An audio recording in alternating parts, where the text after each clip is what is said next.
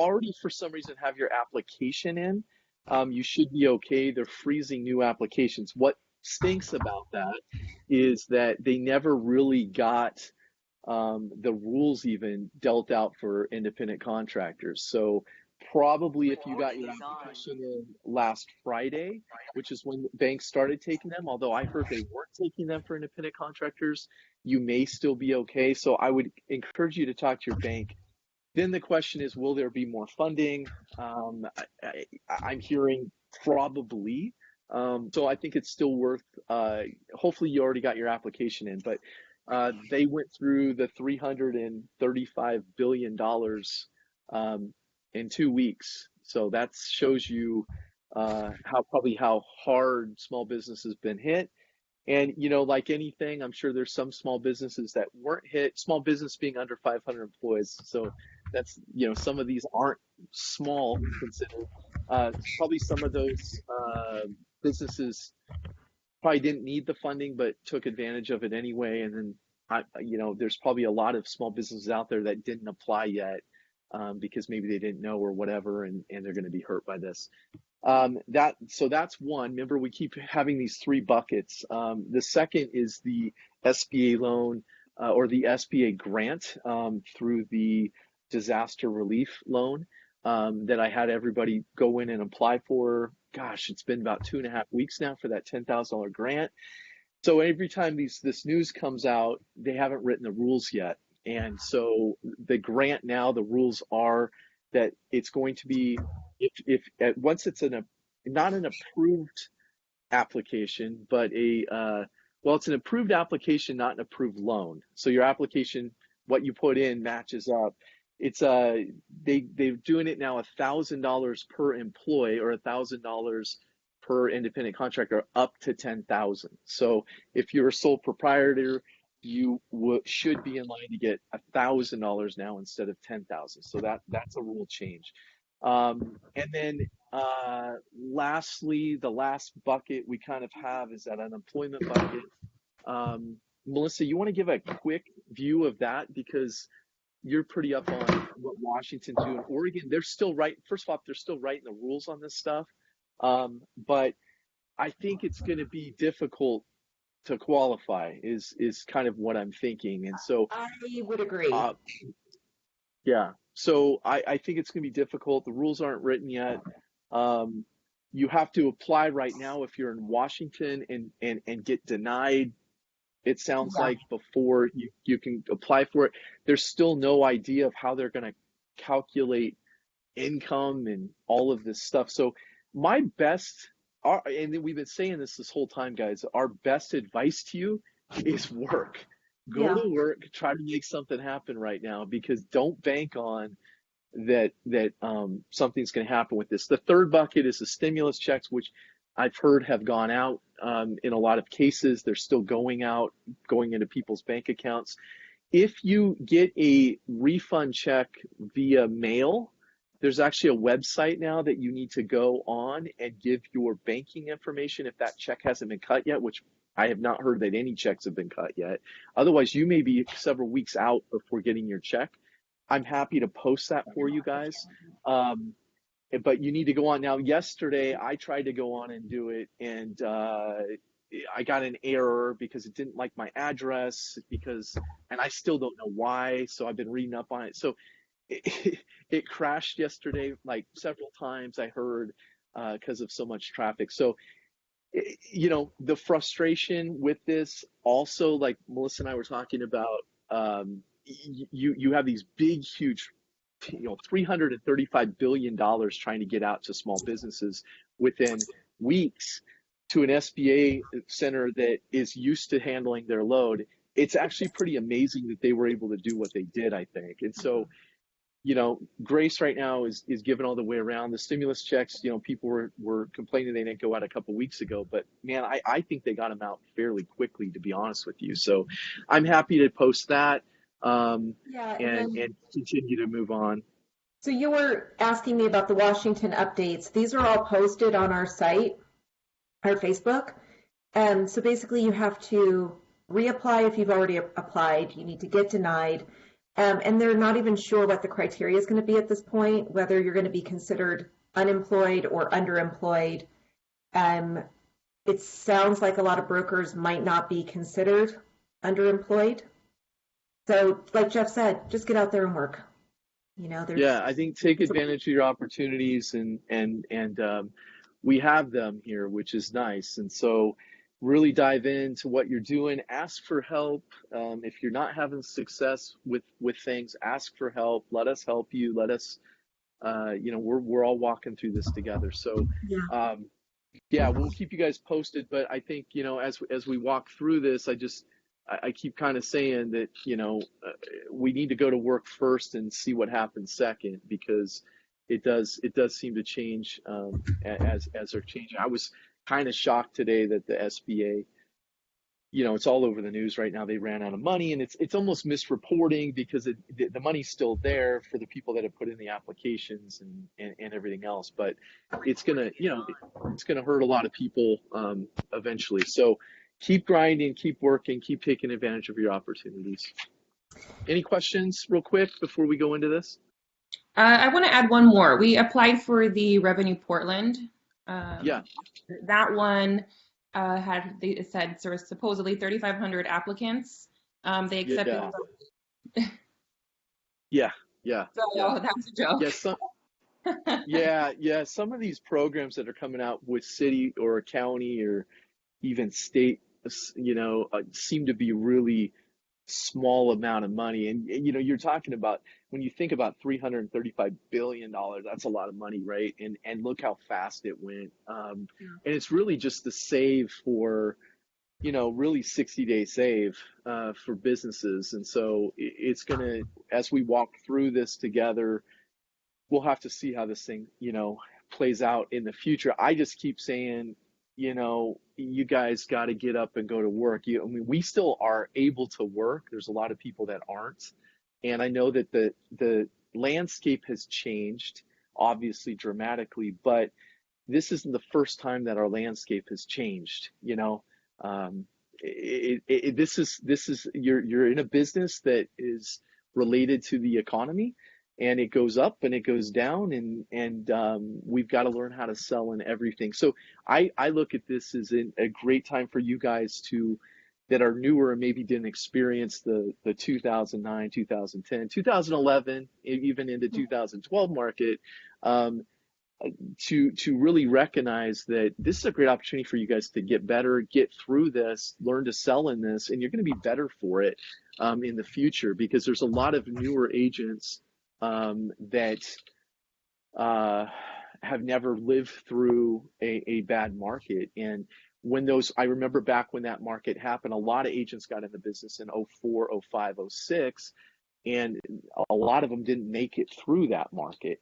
And so I think it's important. The agents that made it through that market, I think right now are going, okay, let's go back to what we were doing, and go back to knowing that it's a grind to get clients, and you're going to lose clients, and clients are going to sit on the fence. And it's important to just take advantage of what's in front of you. And if you go to work, you're going to be fine. I really believe that. If you go to work the right way, you're going to be fine.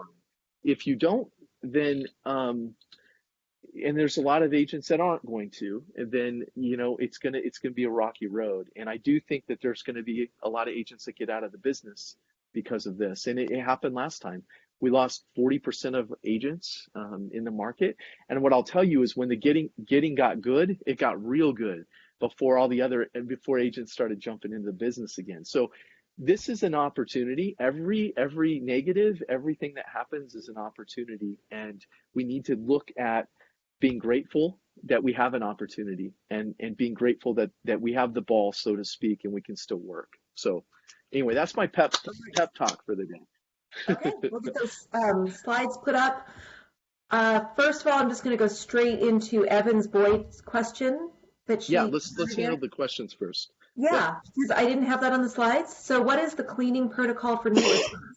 And should we be going between showings to disinfect on vacant homes? That's currently, but what's the best way? I'm going to say, well, in Washington, I don't think there's a guideline on this. There's not a guideline. It's sort of up to what the seller wants to see. So I would say it's seller's choice, seller's orders. I don't think as far as liability goes, I don't see any liability if you do or you No, don't. I personally think that um, I think that there's I don't know. I don't think there's any liability whether you do or you don't because there's no mandate to do it. So yeah, I think it's seller's preference. I think just like buying a house, there's this thing called buyer beware. I think buyers and buyer agents going through the house, any house, need to be abiding by the rules right now. And if you abide by the rules, we're safe. yeah. Everything's The fine. rules for You know? buyers are hands in pockets, don't touch anything. So Yep. if you're not touching anything, you're not going to pick anything up. Yep. Um, wear a mask if that makes you feel comfortable, makes your buyer feel comfortable, and definitely follow seller's mandates. Yeah, and use the right in Washington. I think Stacy, did Stacy have a question way back? Yeah, I, are I there think specific requirements for Oregon showings? No, again, yeah, no, no. I think there's no requirements. Washington's two people in the house, right? Which is yeah, the one of agent which and is the broker. one is the broker and one is a client. So you can yeah, broker may have to stay in there as one person goes in at a time. Um, Oregon, not so. Just the six, the just the rules, the 6 foot rules and the sanitation rules. I think there's no reason though that we can't take the next step and say, don't touch anything. Maybe agent goes in with gloves on and opens everything so the buyer can see. Agent goes in and closes everything so the buyer can see. I'm talking closets, cabinets, Yeah, whatever. Doors, right? Doors. We don't want buyers opening doors, so we should go in and make sure all the doors are open, all the lights are on, so the buyer can just walk through and see the home. yep. Um, yeah, so there's that's kind of the requirements right now. Okay, so these are some things that I've had people asking me, just broad, sweeping market condition concerns. The big one, are people still even buying houses? Yeah, definitely. We've got people doing relo, job transfers, renters that have been waiting to be able to buy. Now they've got that down payment together and they're ready to go. So there are people in the market. And what I've been telling sellers, I've got a couple that I'm working with right now, friend and family, is there's going to be less showings, but they're going to be more serious showings. So what do y'all think? Is that what you're seeing out there? Yeah, Yeah, I I agree. yeah, I totally agree. I Okay, totally another, agree. And I telling people that activity online is actually higher than it's ever been before. The search, which is great. So you can almost go, we're going to get less showings, but we're getting more views. And I think it's important that we're showing those views.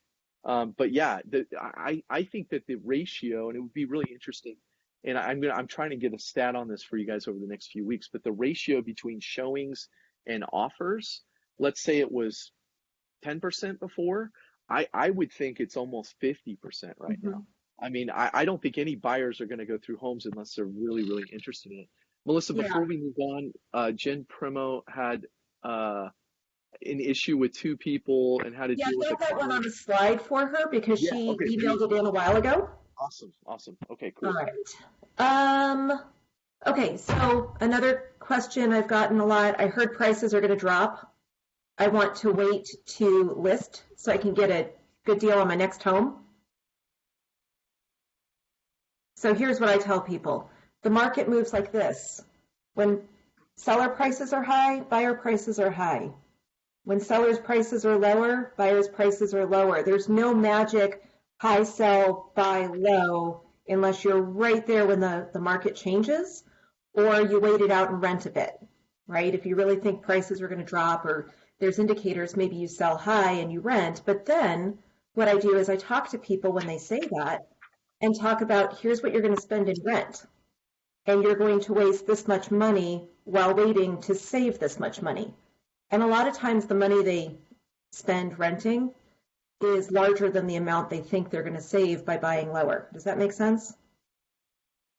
Yeah. Yeah, so I always gave a visual because we had so many conversations like this back in, right, Melissa, back in '09 Yeah. and 10 and 11 and even into 12.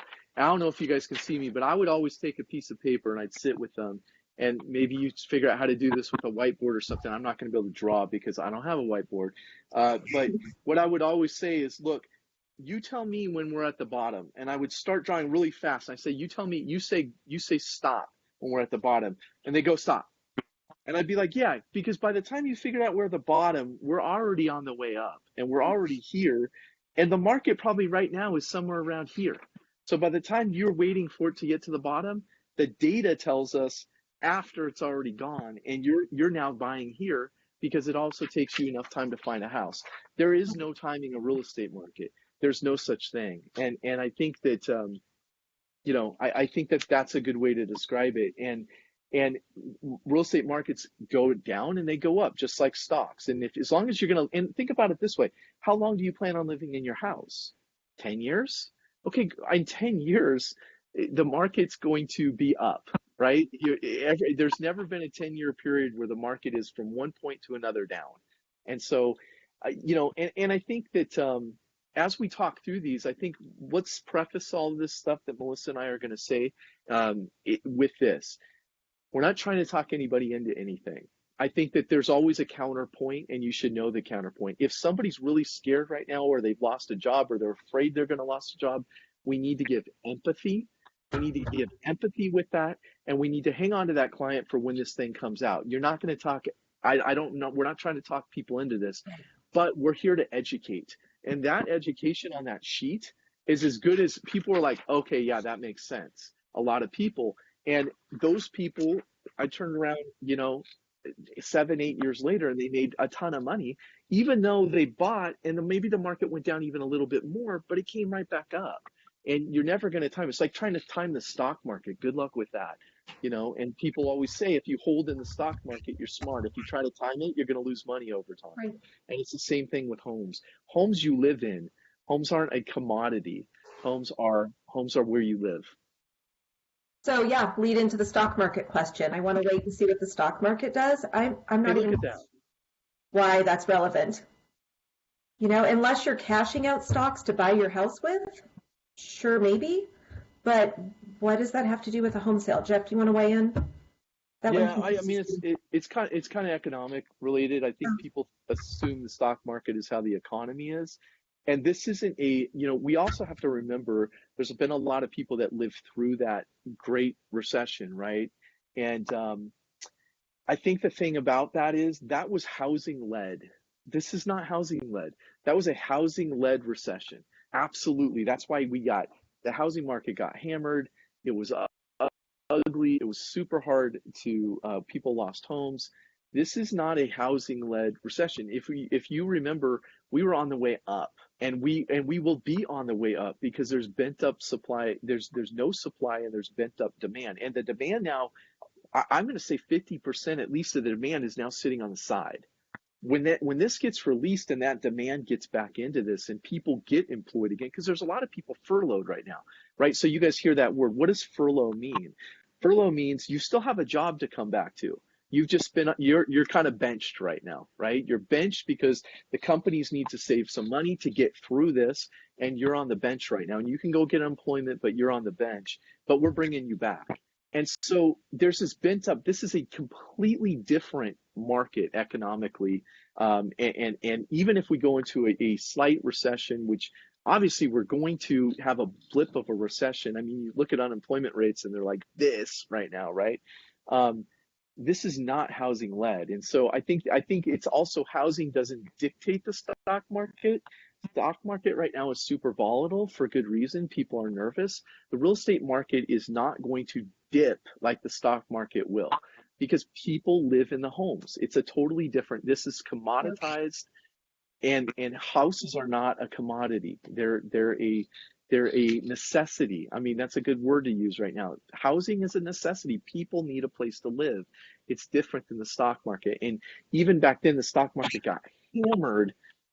And the housing market, people say it got crushed. It was down, but it also came back. I mean, if you look at a 10-year period, it was up from where it was. So I just think people need a place to live, and they're either going to be paying rent or they're going to be buying. And unless they choose, So this is the thing. You're going to have investors right now buying homes because they might think they can get a deal, or they're going to wait and maybe see how, and they want to buy on the dip. People that are buying homes, I don't think people buy a house to move in 2 years. I just don't think that that's the plan. If it is, it's a kind of a dumb buy, because you've got to pay fees. And people buy a home to live there for 7, 10. Right now, the average is 15 years in a house, guys. So if you look at it and you tell people the average is 15 years in a house.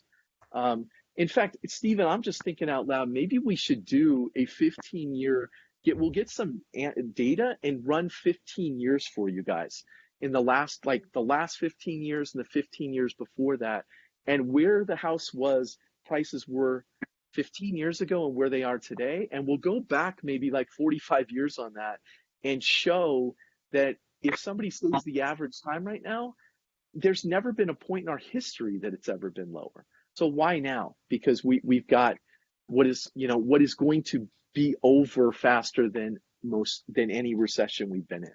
Yeah. I like that commodity versus necessity. That's great. And we'll get you guys some stats on that too. Yeah. I think that'll be good. Okay, so seller concerns that I've heard lately. My friend listed her house and isn't getting many showings. I think we hit on this.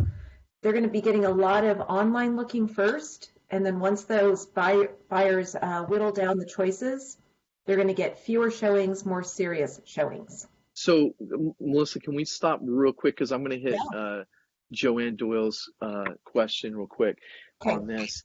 So, with that said, if you make that statement, you better have an online marketing plan, right? And it better be dialed.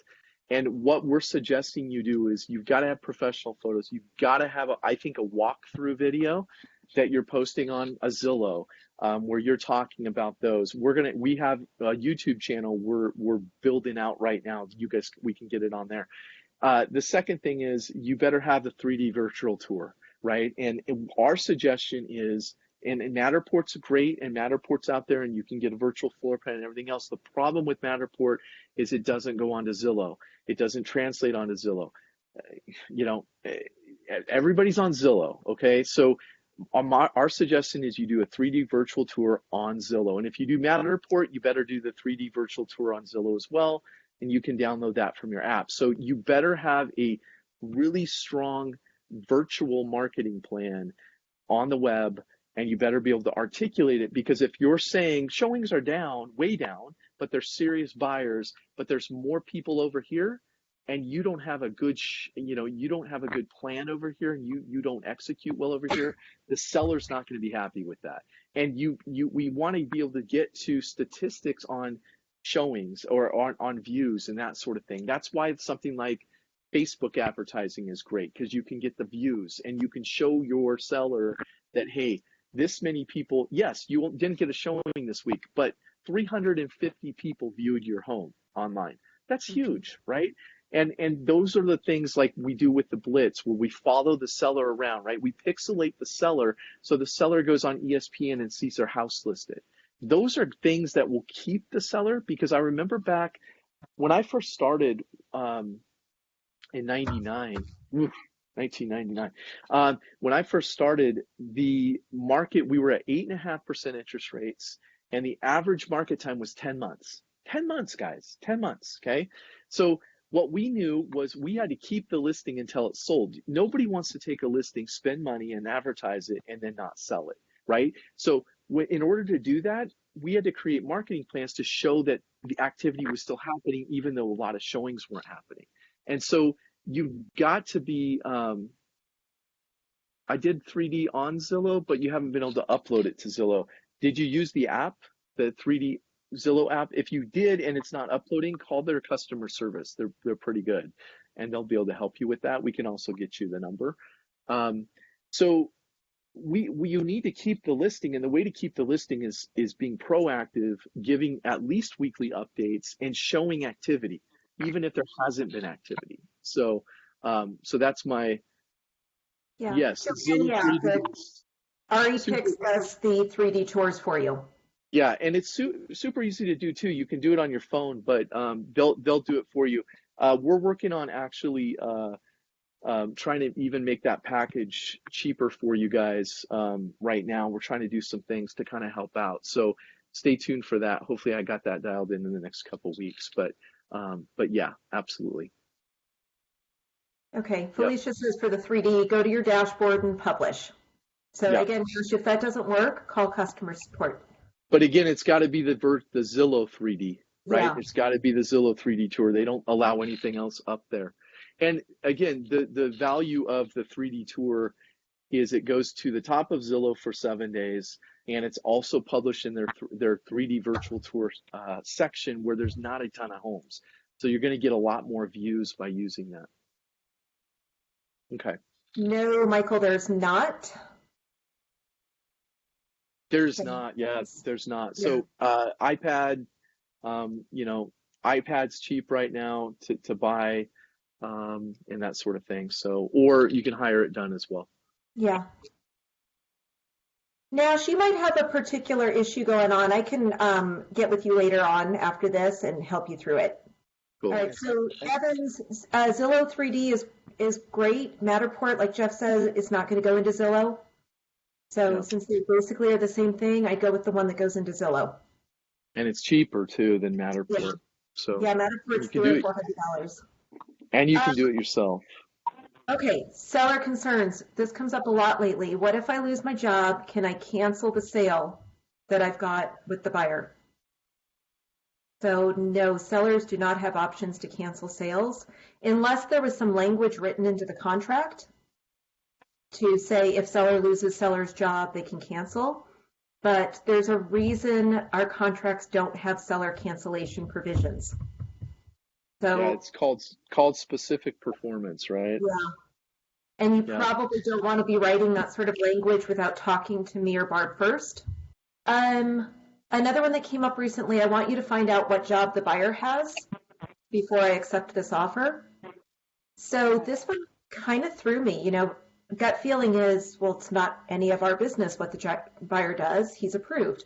So I threw this question out to a lender friend of mine, and his opinion was, yeah, at this point, the way this market is, it's totally okay to ask what job the buyer has.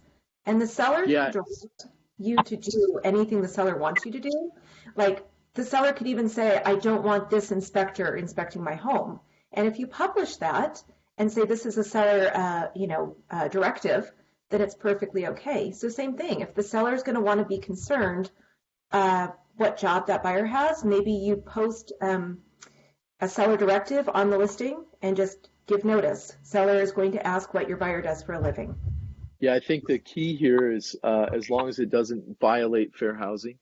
Mm-hmm. And that's something that before your seller asks anything, I would definitely have Melissa and Barb run down. Yeah, Ben, it is legal as long as it doesn't violate fair housing. Yeah.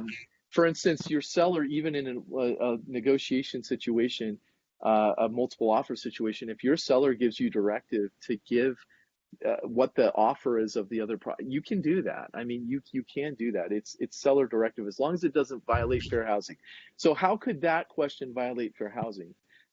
It could if the seller's intent was to find out because of the job they pigeonholed the person's race or something like that. Then all of a sudden you got yourselves a problem. So if the intent just is in this environment, I kind of want to know what their job is because I want to know if there's a possibility of them getting laid off and the deal falling apart. Yeah, I would make sure that before you ask the question, the seller puts it in writing to you via an email that they want you to ask that question and you want to print that and keep it in your file because you don't want to just you don't want to ever start asking random questions without the seller's directive. Remember, you're an agent of the seller. And also, if like in a multiple offer situation, you need to ask that question if directed by the seller from every single potential buyer, not just certain ones. Correct. And Ben, you're right. There is always a possibility of people getting laid off. Yeah. I think in this environment, there's a possibility. Probably some people have a higher percentage of that possibility than others. I think if you're Yeah, if your buyer is a nurse and a doctor, then I think you're okay probably. But I agree. I personally wouldn't ask that question or bring that up to my seller unless it was asked. But like Melissa said, it was asked this week. That's why we're bringing it up. Yeah. Okay, how do I protect my family from corona, when you're listing? We've got so many resources on our Facebook group, handouts, ideas. We've got the list of seller processes, even with the blanks for the seller to write in their own particular wants and needs. So make sure you utilize those. And again, this is up to the seller, not you, and you can talk about the guidelines and the sort of standards that KR has developed, and then ask them what they want to do. That's the most important thing. And get it We're in not writing. telling them what to do, we're asking them what they want us to do. Yep, and get it in writing. Give them the options. Our job is always to give options and Yeah. then put it in writing, right? And so and it's like we talked about, we're not trying to sell anybody to do anything they don't want to do. Your job is to give options, and your job is not to get emotionally involved with what those options are. Right. Give the options, give the pros and cons of each option, and they're going to make their decision. That's our job. This job is a lot easier if you're being a valued advisor than if you're getting emotionally involved and pushing them to make a decision based off of what you want and you need. So our job is to look at every situation and look at it and go, what are all the options? Here's what I see as pros and cons. Here's what I see as pros and cons. Here's what I see as pros and cons. What would you like to do? I'm here to help. All right, so our last subset of concerns is going to be about buyers. Number one is assuming the buyer is renting right now because they want to wait because they've heard prices are going to drop. Again, I go back to the scenario of what are you paying every month in rent? Does it make sense to wait right now? When you're going to spend this much money over the next, 5, 6, 7 months while you wait this out and see what happens. Because of course, like Jeff said, we don't know where the bottom is. And by the time they see the bottom, it's back up again. We'll so get you guys these months. Go ahead, Melissa. Sorry. I'm on like a lag. I'm on a lag, so I keep interrupting you. So I apologize. No, it's okay. No, I was just saying they're going to wait all those months while spending rent, which in this market, rents are pretty high. Yeah. Right? So I would say, given the fact they're going to be in a home for the next 15 years on average, they know what their monthly payment's going to be. We're not like we used to be back in the last market bubble where people were getting the adjustable rate mortgages. And then when the bubble burst, those adjustable rates suddenly started going really, really high. So there's no uncertainty about what their payment's going to be. There's every indication that the market's going to continue to climb over time. So really, every time is a good time to get into the market. Yeah, we'll get you guys a graph on those things too, and some statistics to show that as well. So you have something statistically to talk to them about. It's just not your opinion. Again, and it's not forcing somebody or influencing them to buy now. It's they do want to buy now, but they're concerned that they might buy a little bit too high. Yeah, look at it like this. You guys are getting you're figuring out who's going to buy now, and then the people that for whatever reason aren't and are going to go to the bench and going to go to the sideline.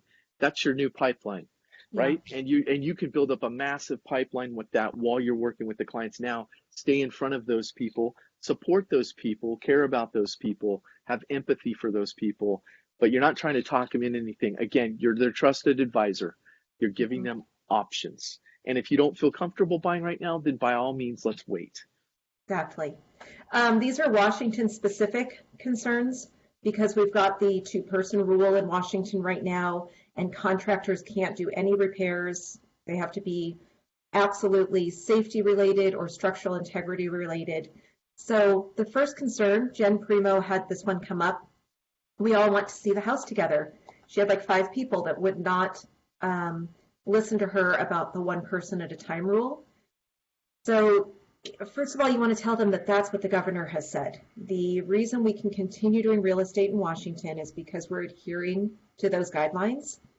I did have a broker call me the other day and said, hey, I'm looking out my window and there's a new listing in my neighborhood, and I'm watching a bunch of contractors do non-essential repairs and spruce ups and prep.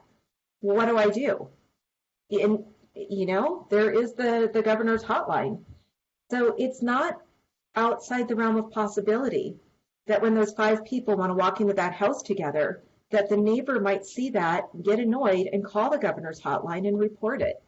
And nobody wants that to happen to them. And then all of a sudden you're not showing them any properties anymore because the Yeah. governor comes out and makes a new mandate that you guys can't show again in Washington. And we Right. all lived through that for a week. So just be honest with them about what the mandates are. Going to, I want repairs done before closing, it's just not possible unless it's safety or structural integrity. So you're going to need to get creative, and you're going to want to have this conversation before you go into an offer. You want to make sure they understand that you're going to be negotiating either a price reduction or possibly prepaying for repairs by the seller and trusting that those contractors will do them when they can. But really, the best thing to do right now is just put money towards closing costs or a price reduction, because then your buyer knows they're getting it. And hey, don't try to be fancy and get around it. sorry, Yeah. Melissa, real quick before we move on. Hey, Stephen, can you go into Facebook and throw all the Zoom links in? Because I'm afraid once we end this Blue Jeans call, we're not going to have the links. So go in our Facebook group, do that, and then throw the links on here one more time because we're just about done Okay. for the 15-minute Zoom, which I'd love to see you all in. Okay, the links are already in the chat, and as soon as I stop sharing this screen, I'll put them on Facebook. Okay, perfect. So so make sure you guys get the links in the chat. Get ready to jump over to Zoom, and if you miss them, we'll have them in Facebook for you. And then just wait for your lead to come in there, and we'll get going on our next session.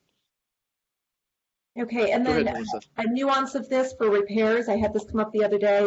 The question was, we have to have a plumber out to the house to repair a leak in a water line. While he's there, can you do a couple more things that aren't necessarily safety? I don't know, that's kind of gray. I guess it depends on the plumber. I mean, he really is going to be there anyway. So at that point, I guess talk to your broker, talk to me about it, and let's talk through how that looks before you make that decision on your own and that plumber makes the decision on their own. Let's talk it through. Yeah, and a great idea if they want to be at the inspection or they all want to see the house together, get them all on Zoom. They can all walk through that house. They can all walk through that house together, just not physically. And they can send one person in, and everybody else can be in the car on Zoom, and then they can take turns going in, and they can all do it together. So, just use the technology that we have right now to always give an option and a positive option. I think if you give a positive option, you're not going to get a lot of resistance. Explain it, and then give a solution to it. Exactly. You'll be good to go. All right. So that was my list. Anyone else want to add anything or ask a question that came up while we're going through this? All right, then we've got our next classes starting here shortly. So hop into Facebook so that you can get those links to jump into the Zoom rooms if you haven't copied them already from this chat.